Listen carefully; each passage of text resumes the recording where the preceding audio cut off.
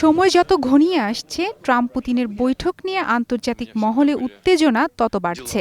Ukraine যুদ্ধের অবসান ও ভূখণ্ড বিনিময় নিয়ে আলোচনার ইঙ্গিত থাকায় বৈঠকটি এখন বিশ্ব রাজনীতিতে বেশ গুরুত্ব পাচ্ছে। যুক্তরাষ্ট্রের প্রেসিডেন্ট ডোনাল্ড ট্রাম্প বারবার বলে আসছেন, যুদ্ধ বন্ধ করতে হলে দুপক্ষকেই কিছু ভূখণ্ড ছাড় দিতে হতে পারে। ট্রাম্পের এমন মন্তব্যের পর ইউক্রেনের প্রেসিডেন্ট ভলোদিমির জেলেনস্কি এক ভিডিও বার্তায় স্পষ্ট জানিয়ে দিয়েছেন, ইউক্রেন তার এক খণ্ড ভূমিও ছাড় দিবে না। ইউক্রেনের দাবি, যুদ্ধ বন্ধের পূর্বশর্ত হল নিরপেক্ষ ও কঠোর নজরদারি এবং আন্তর্জাতিক নিরাপত্তা নিশ্চিত করা। ইউক্রেনের সেনাবাহিনী ও সাধারণ মানুষ ট্রাম্প পুতিন বৈঠক নিয়ে বেশ হতাশ।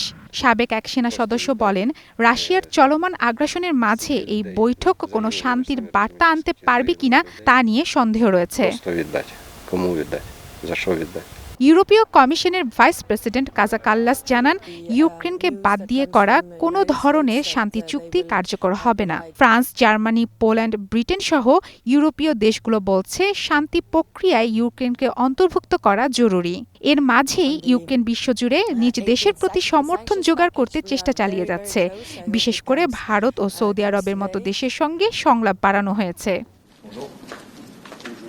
এদিকে জার্মান চ্যান্সেলর ফ্রেডরিক মের্জের উদ্যোগে আয়োজিত একটি জরুরি ভার্চুয়াল বৈঠকে বুধবার ইউরোপীয় নেতাদের সঙ্গে যোগ দিবেন মার্কিন প্রেসিডেন্ট ডোনাল্ড ট্রাম্প।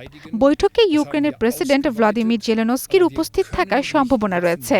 রাশিয়ার উপর চাপ সৃষ্টি, রাশিয়া কর্তৃক দখলকৃত ইউক্রেনীয় ভূখণ্ডের ভবিষ্যৎ, কিয়েভের নিরাপত্তার নিশ্চয়তা বৈঠকের মূল বিষয়।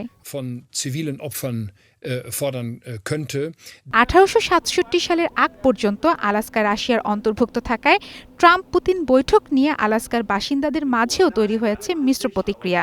কেউ কেউ একে ঐতিহাসিক বললেও ট্রাম্পের ভূমিকা নিয়ে অনেকেই সন্দিহান। তাদের ধারণা, ট্রাম্পের আমেরিকা ফার্স্ট নীতির সঙ্গে ইউক্রেনের স্বার্থ অনেকটাই সাংঘর্ষিক। ট্রাম্পের প্রশাসন এখন পর্যন্ত কোনো সুনির্দিষ্ট পরিকল্পনা প্রকাশ না করায় আলোচনা কতটা ফলপ্রসূ হবে তা এখনও অনিশ্চিত। মারফতুন নুরুচি, স্টার নিউজ।